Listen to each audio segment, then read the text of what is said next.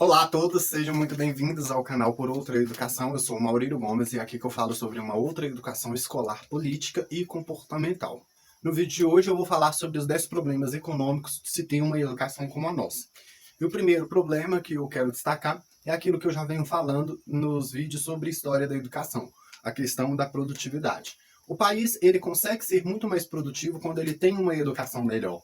Quando toda a população ela tem uma educação de base de qualidade para fazer com que o país tenha uma produtividade melhor, as empresas tenham uma produtividade melhor.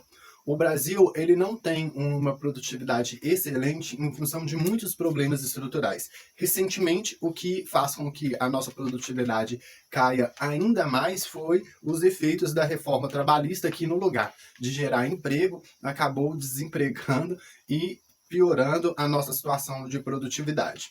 Quando a gente tem uma economia mais fluida, onde que a educação ela consegue devolver ganhos econômicos para o país, a produtividade desse país melhora em função dos ganhos educacionais da população. Isso reflete na produtividade das empresas, isso reflete na produtividade do país. Então, em função da nossa educação, a gente tem uma baixa produtividade. Em relação à reforma trabalhista, a última acabou piorando a situação da produtividade do país, em função até mesmo de todos os retrocessos que ela trouxe, né, para os trabalhadores. O segundo problema que eu gostaria de destacar é a questão de um mercado extremamente oligopolizado. A gente tem vários oligopólios, independente de setores, vamos dizer, de alimentação, de serviços, vamos dizer, de produtos, outros que fazem uma falsa competição no Brasil.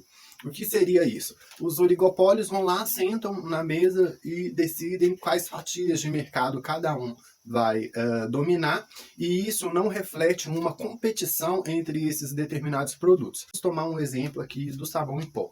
Quantas marcas de sabão em pó que você pensa quando eu falo sobre isso? Mas eu tenho certeza que uma vai direto na sua cabeça em relação a posicionamento. Essa que eu estou pensando aqui agora deve figurar entre as primeiras marcas de qualidade de sabão em pó. E o que a gente tem? A gente tem essa marca no topo e a gente tem outras marcas que são inferiores a essa. E o que acontece nisso? Nesse conjunto desse mercado de sabão em pó, essa que figura o primeiro lugar, ela consegue dominar toda a maior parte do mercado, da maior parte da fatia desse bolo desse mercado. Só que as menores, em função de não ter esse mesmo posicionamento de dominação, o que elas buscam fazer? Elas buscam atender às outras fatias do mercado que a primeira não conseguiu atender. E isso se dá em função de quê? Não é por conta de que a gente tem marcas de sabão em pó que são inferiores e que elas vão buscar melhorar tecnologicamente para atender o consumidor final. Não. Elas vão continuar trabalhando com a mesma receita e o mesmo produto exclusivamente para atender as outras fatias do mercado que a marca número 1 não atende, não consegue atender.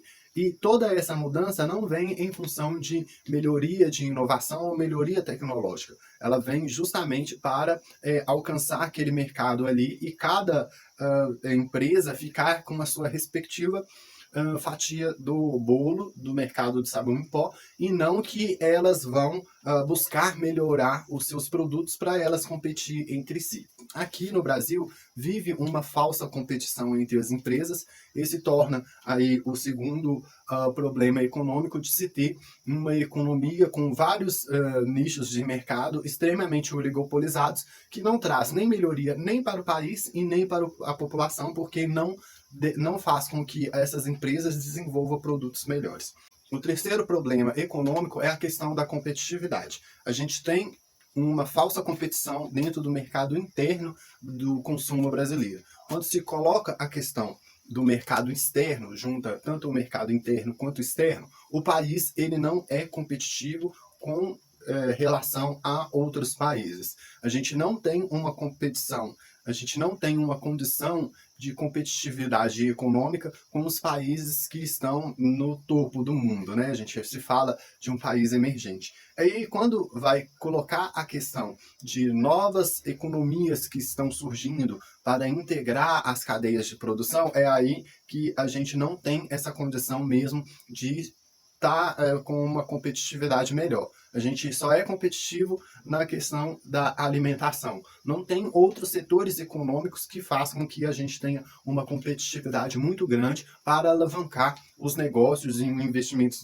do país. E essa questão da competitividade, ela está muito direcionada à questão da produtividade do país. Quando melhorar a produtividade do país, acaba melhorando essa questão da competitividade dos negócios do país. Aqui no Brasil, a gente só pode falar de pujança no setor econômico quando fala na questão da agropecuária. Isso a gente lidera no mundo. Isso daí, nós somos realmente competitivos, mas deveríamos também ter essa competitividade em outros setores da economia. O quarto problema econômico é a questão da baixa transparência.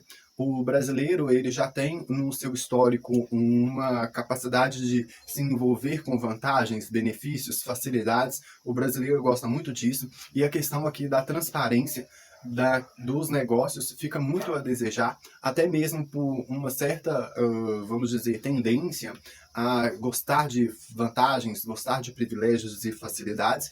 E outra coisa, a insegurança jurídica do próprio Estado brasileiro não permite com que a gente tenha que melhorar os índices de transparência de negócio na percepção internacional. E isso, o que acontece? Por que a gente tem esse problema de transparência nos negócios, de transparência econômica avaliada pelos setores internacionais, por questão da educação. Uma educação de base melhor, ela nos vai dar condição melhor do ponto de vista moral, do ponto de vista da honestidade, e isso acaba refletindo na economia. Então a gente acha que muito desses problemas que a gente tem no Brasil e até mesmo essa percepção negativa por parte dos mercados internacionais em relação à transparência do Brasil se dá em função dessa péssima educação e de uma cultura muito negativa que o brasileiro vem adquirindo em forma de outros tipos de corrupção.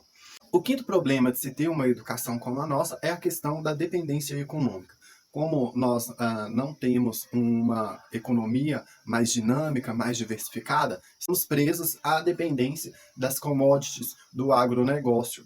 Então, a gente não tem aí uma economia mais dinamizada que possa ter vários outros setores também fortes, como a nossa agropecuária, para ajudar aí na nossa balança comercial. O Brasil é muito dependente da soja, muito dependente da carne bovina, do frango e também do minério, né? Falando aqui de Minas Gerais. A nossa economia, a economia mineira, precisava também de ser dinamizada ao seu máximo, mas não, ela ainda está refém àquela mesma estrutura econômica do passado. Então, nós poucos andamos para frente no sinal aí de trazer melhorias, tanto do ponto de vista tecnológico, tanto do ponto de vista de inovação.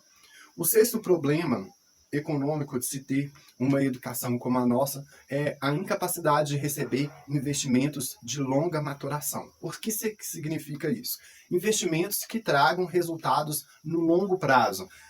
Infelizmente, o Brasil é um país com que o governo se acostumou a trabalhar a economia no curto e no médio prazo e não tem uma capacidade de atrair investimentos de longa maturação, só investimentos de curto e médio prazo. E isso para a gente é ruim. E eu falo isso não é só em função da própria má educação que a gente tem, mas também do ambiente de negócios do Brasil, onde que tem falsa competição, onde tem uma economia muito oligopolizada, onde se tem uma baixa competitividade, baixa transparência, e isso atrai investimentos de curta e média maturação. O investimento de longa maturação, ele é um investimento que vai dar resultado em 4, 5, 6 anos de investimento, de produção. A gente aqui dentro não tem situações que possam sinalizar uma segurança para se atrair esse tipo de investimento. A própria administração da educação do governo Bolsonaro é uma prova muito grande disso, de destruírem tudo que já existe e também de piorar o que é ruim. Quando a gente tem um país que investe na educação, quando a gente tem líderes no país para fazer com que a educação seja uma ponte de transformação, isso sinaliza que o país ele tem interesse e tem também compromisso com o futuro. E, infelizmente, o que estamos fazendo no governo Bolsonaro, na atual gestão do Abraham Weintraub, é exatamente o contrário. Nós estamos sinalizando menos confiança nos mercados externos e até mesmo na nossa diplomacia. O sétimo problema econômico que a gente tem é a questão da ideia de atraso. Do ponto de vista do Brasil continental, nós temos uma economia grande pelo fato do tamanho do Brasil e também pela quantidade da população brasileira. Não que os nossos setores sejam de ponta aí do mundo das cadeias econômicas. E essa ideia de atraso, ela vem do ponto de vista social, do atraso social que o Brasil pesa na situação da nossa economia. A nossa economia poderia ser muito melhor, talvez se a gente não tivesse a desigualdade social que a gente tem e a baixa capacidade das pessoas de transitarem e subirem na pirâmide da hierarquia das necessidades de Maslow. A ideia de atraso econômico é um dos problemas econômicos de se ter a nossa educação. O oitavo problema é a baixa capacidade tecnológica. E isso faz com que a gente tenha essa situação de dependência econômica, de ineficiência econômica por longos anos. O Brasil ele se desindustrializou, então ele não tem uma capacidade tecnológica para poder disputar com os outros países. Como a nossa educação ela não consegue fazer com que a gente tenha toda uma população muito bem educada, a gente tem um conhecimento oligarquizado em algumas classes, então isso faz com que a nossa produtividade seja ruim, que a nossa dependência econômica ainda seja maior nas commodities e pelo fato do Brasil se desindustrializou, a gente tem uma baixa capacidade tecnológica. O nono problema reflete também nisso daí, que é a questão da baixa capacidade de inovação.